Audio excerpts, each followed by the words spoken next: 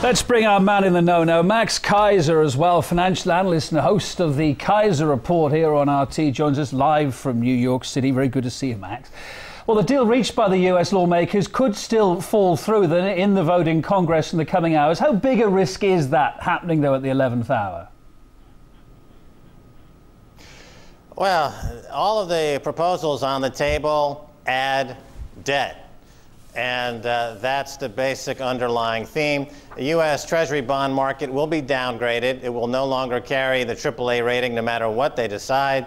And this is exactly what Wall Street banks want. You don't make much money trading AAA rated U.S. government debt. The spreads are very tight, and there's not much money to be made. Traders on Wall Street, what I call the 9/11 crybabies, like Jamie Dimon or Lloyd Blankfein, they want the U.S. debt downgraded to, if they can, junk status, because you can make a lot more money trading junk. The spreads are huge, more volatility, more money for Blankfein and Dimon, the 9/11 crybabies, who for 10 years have been getting all of the money they've extorted from government, whether it's Hank Paulson back in 2008, or now Barack Obama, who's just a puppet of Wall Street, extorting once again for free handouts, free money, again for the too big to fail banks. And this is going the way of all these other countries we've seen where they've downgraded the debt. Great for bankers, great for fees, great for Christmas bonuses this year for the kids,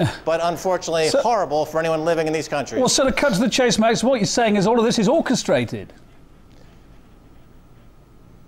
Well, it's in their best interest. In other words, most of the economy in America, over 50% of the economy, is tied to investment banking and Wall Street trading.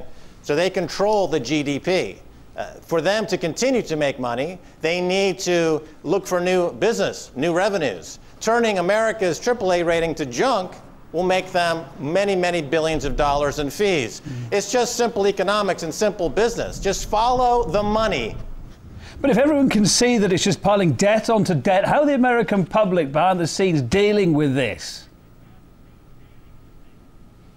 Well, the American public is having their worth decimated by Wall Street banks. JP Morgan and Goldman Sachs are to America's middle class what Buffalo Bill was to the Buffalo population in America. They're interested in wiping them out. The Democrats say, let's look at the politics of it, on the face of it anyway, made the biggest concessions to reach this deal. Crucially, it doesn't involve tax hikes, for now at least. The Republican House Speaker told his party that nothing in the agreement, quote, violates our principles. Now, does that mean that the Republicans are just better at brinkmanship, or do they just have more clout when it counts? It's foolish to think of this in terms of Republicans versus Democrats. This is about, as I've been saying, savers versus speculators. Speculators want interest rates at 0%, and they want U.S. Treasury bonds at junk.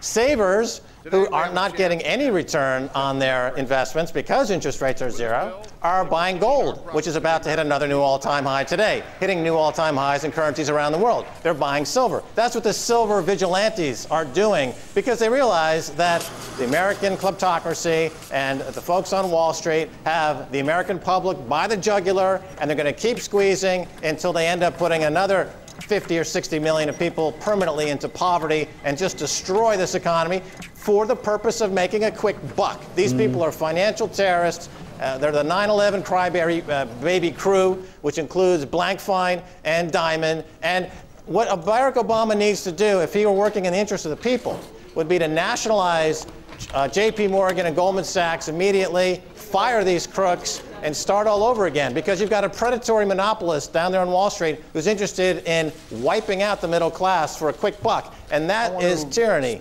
All right, I mean, I'm taking what everything you're saying there, Max. I want your comments as well, and on the face of it, of what you think about President Obama and what he said about all this. He said that we will not face this kind of crisis in 6 months or 8 months or 12 months if this goes through.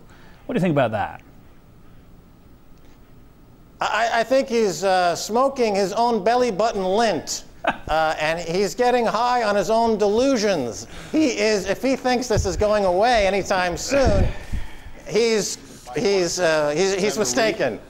What a beautiful phrase. What a word master you are. Sir Max Keiser, financial analyst and host, of course, of the Keiser Report here on RT. Always a pleasure to see you. Thank you.